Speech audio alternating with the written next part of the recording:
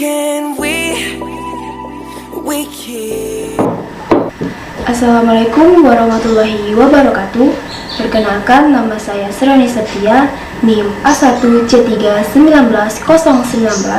Saya dari Universitas Jambi, Fakultas Keguruan dan Ilmu Pendidikan, jurusan Pendidikan Fisika, kelas reguler A, angkatan 2019. Saya dari kelompok 7. Baiklah, di sini saya akan menjelaskan tentang analog function generator atau yang kita biasa disebut dengan AFG. Adapun tujuan dari praktikum kali ini yaitu kita dapat mengenal bagian function generator dan fungsinya. Dan yang kedua, kita dapat menyelidiki hubungan frekuensi dengan output yang terbentuk. Generator fungsi dapat mensuplai bentuk gelombang keluaran pada frekuensi-frekuensi yang sangat rendah. Karena frekuensi rendah dari sebuah osilator RC sederhana adalah terbatas, dalam generator fungsi digunakan pendekatan yang berbeda. Instrumen ini menghasilkan gelombang-gelombang sinus, segitiga, dan persegi dengan rangkuman frekuensi dari 0,01 Hz sampai 1000 kHz.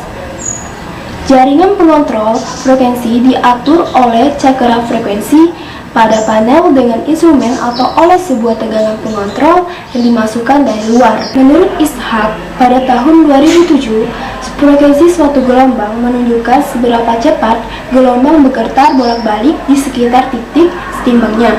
Semakin besar frekuensi gelombang, maka semakin cepat dia berosilasi di sekitar titik setimbangnya. Dan akibatnya makin cepat gelombang merambat dalam medium yang dilaluinya. Pada praktikum kali ini, alat dan komponennya yaitu ada function generator, osiloskop, dan probe. Sebelum itu, apa kalian tahu apa itu osiloskop? Osiloskop adalah alat ukur besaran listrik yang dapat memetakan sinyal listrik. Secara umum, osiloskop berfungsi untuk menganalisa tingkah laku besaran yang berubah-ubah terhadap waktu yang ditampilkan pada layar untuk melihat bentuk sinyal yang sedang diamati.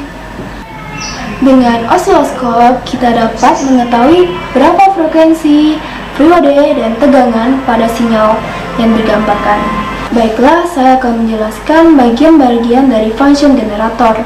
Yang pertama itu ada saklar daya atau power switch yang digunakan untuk menyalakan generator sinyal. Yang kedua ada tombol frekuensi, yaitu untuk mengatur besar frekuensinya. Dan yang ketiga ada layar display, yaitu digunakan untuk menghasilkan gambar gelombang yang terbentuk. Dan yang keempat itu ada terminal output TTL atau CMOS yang digunakan untuk terminal yang menghasilkan keluaran yang compatible dengan TTL atau CMOS. Yang kelima itu ada dati function, tarik dan putar tombol ini untuk mengatur dati cacel gelombang. Yang keenam ada selektor TTL atau CMOS. Ketika tombol ini ditekan, terminal output TTL atau CMOS akan mengeluarkan gelombang yang compatible dengan TTL. Sedangkan jika tombol ini ditarik, maka besarnya tegangan compatible output atau yang akan keluar dari terminal output TTL atau CMOS dapat diatur antara 5 sampai 15 VPP. Sesuai besarannya tegangan yang compatible dengan CMOS. Yang ketujuh adalah DC offset, itu untuk memberikan offset atau tegangan DC pada sinyal. Yang kedelapan itu ada amplitude output dengan putar searah jarum jam untuk mendapatkan tegangan output yang maksimal, dan kebalikannya untuk output min 20 dB. Jika tombol ditarik, maka output akan diperlemah sebesar 20 dB.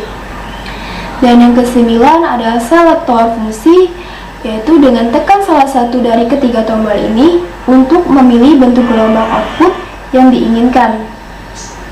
Dan yang ke-10 itu terminal output utama, yang terminal yang mengeluarkan sinyal output utama. Yang ke-11 itu tampilan pecacah, yang ke-12 selektor rem frekuensi, dan yang ketiga pelemahan 20 dB. Adapun cara penggunaan function generator dengan osiloskop untuk mengukur frekuensi yaitu pertama, siapkan osiloskop, kemudian pasang probe pada konektor probe channel 1. Jika mode channel telah dipilih channel 1, setelah itu kita switch pemilih sinyal diposisikan pada DC.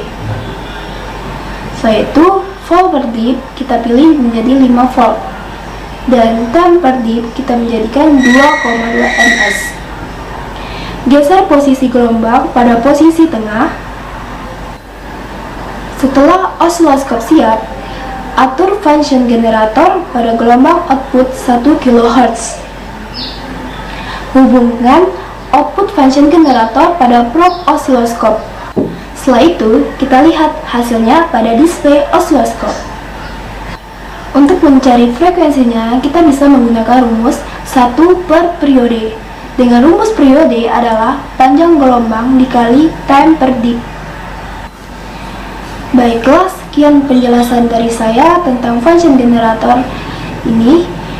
Apabila ada kesalahan atau kekurangan, mohon dimaafkan. Semoga bermanfaat untuk semuanya. Saya akhiri. Wassalamualaikum warahmatullahi wabarakatuh.